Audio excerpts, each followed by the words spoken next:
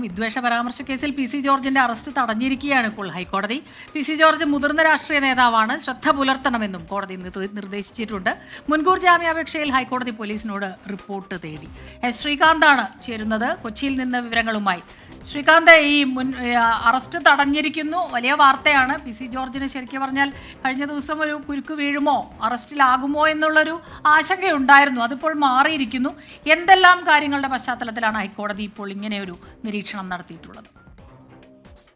ഇതൊരു പ്രാഥമിക നടപടിയാണ്. സ്വാഭാവികമായും കോടതിയുടെ മുന്നിലേക്ക് വരുമ്പോൾ ആ കുറ്റകൃത്യത്തിന്റെ ഗൗരവം, ഒപ്പം തന്നെ അതിൽ പ്രതിയായിരിക്കുന്നയാൾ ഒളിവിൽ പോകുന്നതിനോ രക്ഷപ്പെടുന്നതിനോ സാധ്യതയുണ്ടോ, അങ്ങനെ പല കാരണങ്ങൾ കോടതി പരിശോധനയ്ക്കെടുക്കും.